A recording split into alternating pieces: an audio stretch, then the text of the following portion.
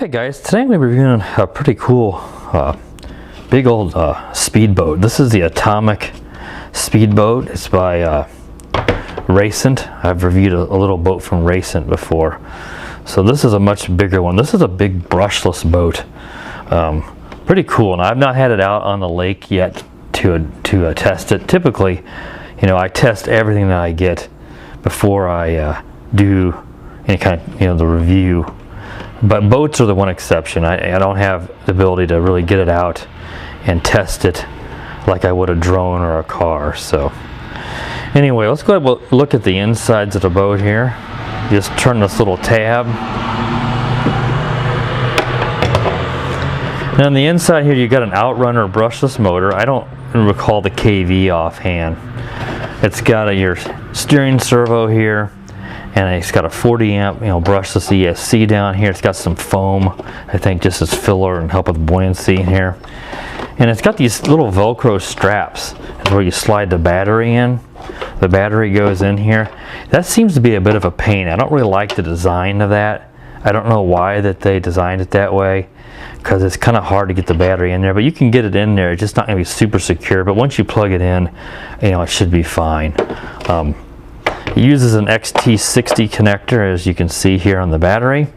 It comes with a rather large 3S LiPo. This is a 2600 milliamp 3S LiPo, and so it's pretty. This is pretty. You got to get a decent runtime. Now I don't know the runtime for sure. It's probably going to be around 5 to 6 minutes. It could be longer because this is rather large. You could certainly fit a bigger battery. I've got a 3000 milliamp from my CX20 drone, and it'll fit in there. So I could. You could get a bigger battery in there and get a little longer runtime out of this guy. It does not have self-righting, and that's one thing that I'm also concerned about, because if it flips, it's just going to float. So, I'm going to probably take it easy on turns. We don't want to flip this thing over. That's something just to be aware of, because you want self-righting. In this particular design, they don't have like the slots that fill with water and makes it flip.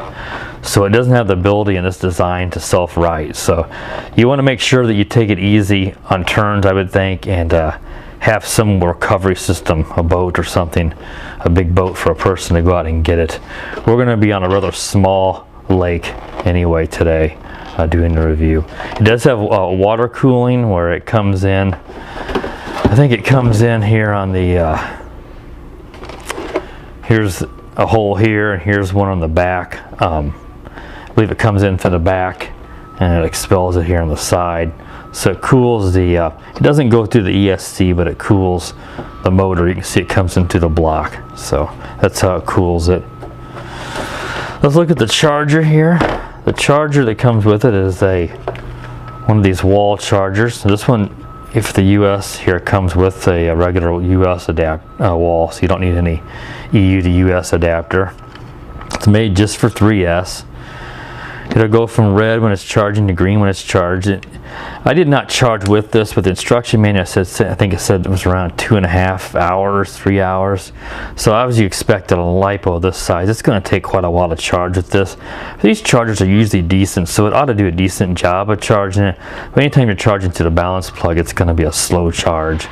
So if you got a hobby grade charger, you certainly want to use that. It comes with an extra propeller, some of this double-sided Velcro here, I think, for these pads. I think you could, I don't know if these are to help hold the straps in place. No, it's not to hold the straps because they go through the body. I think this would be if you want to put Velcro on the bottom of the battery and just use that to keep it in place and not the straps, which I haven't got around to trying. Then you could secure it. One reason I haven't is because I may use other batteries too, so I just haven't messed with trying to put Velcro. I think that's just a secondary way of attaching it. Also comes with an Allen wrench, comes with this tool here. It comes with like 3 different Allen wrenches, and it comes with a binding plug here if you need to rebind the controller on it. Let's go ahead and go over the controller. It's your typical pistol grip controller. It does have a nice foam grip, which I'm always a fan of. More comfortable in your hands, and just easier to grip and won't slide. It's got your steering and throttle trim, forward. I don't know if it has reverse yet. We'll find out when we get out on the water.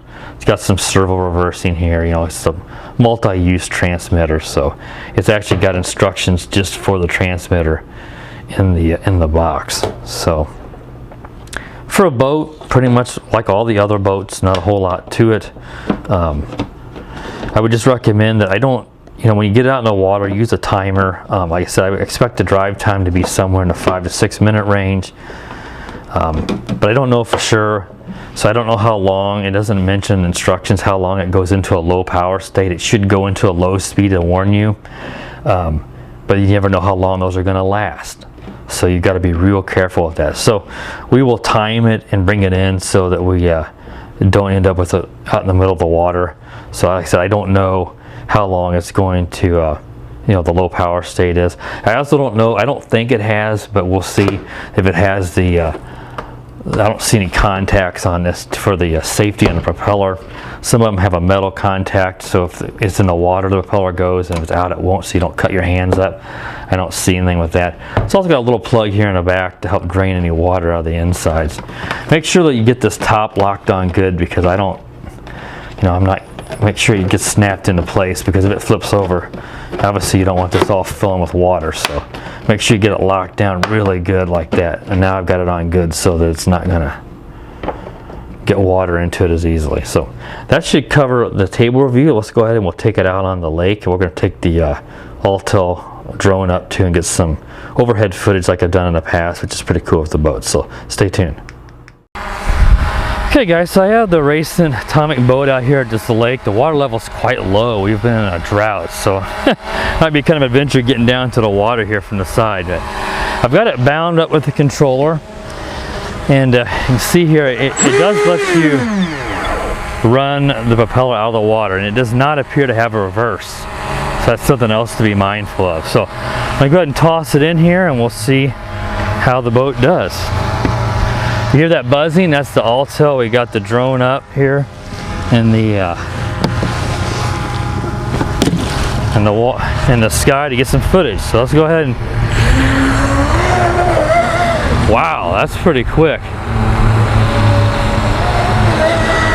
Woo!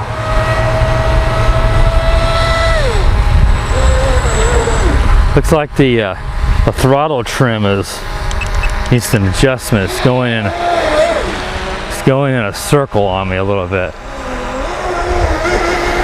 Woo! That is fast.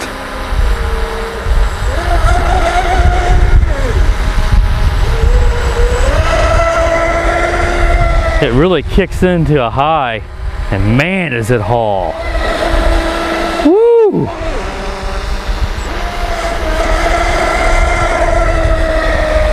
It's really stable. I'm not worried about even turning it at full speed. Wow. That hauls. Big rooster tail.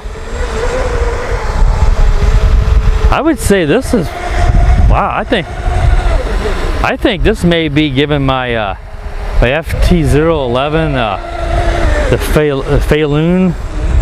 That's a 4S boat, and boy, I think this is as fast on 3. I would be very curious to see if this would take a 4S LiPo. I don't know, it doesn't say in the instructions.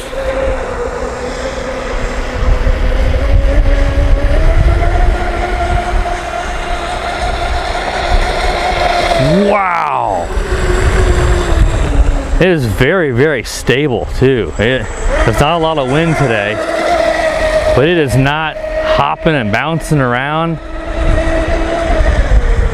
So I was very worried about flipping this guy over without the self-riding.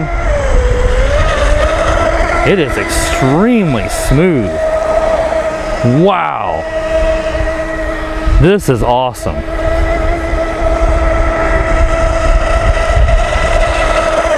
I am more than impressed. I think this is around $150. Jeez, this is a steal. I have to say, this is, and it kicks into high. You see it floor it, and it kicks into high. Wow. I would say that's gotta be 30, 35 miles an hour, maybe faster.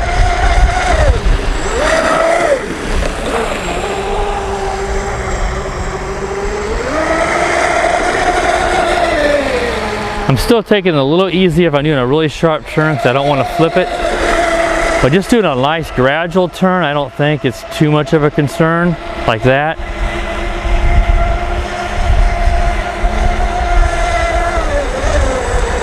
Woo, very nice.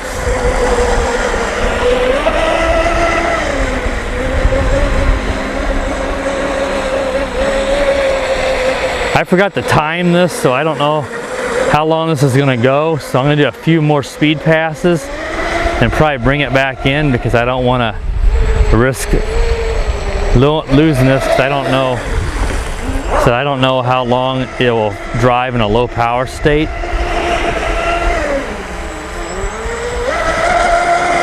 Look at that go.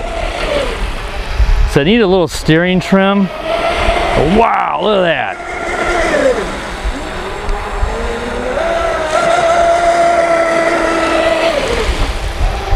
That is a lot of fun. This will be a lot of fun in the summertime, getting this out on the lakes, maybe a bigger lake or even a river.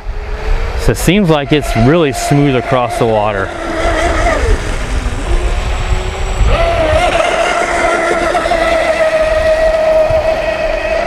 One more big turn here and I'm going to try to bring it back in just so we know. Wow. Don't have much to say except for that is really cool. I would like to race this against my black FT011 on the 4S and see which is faster. I'd say it's pretty close. All right. I'm going to go ahead and bring it in here. It may have a lot more time left, but I don't know, and I don't want to risk it out there without any way of recovering it. It should go into a low power state and lets you bring it in when it gets low. They all do that. I just didn't see it in instructions. Maybe overlooked it. The instruction manual is not too bad, but it's not as thorough as I would like. So that should wrap it up. I'm gonna have to go down here and pull the boat out of the water, but I think we got an idea what this guy can do. And wow, it is fast.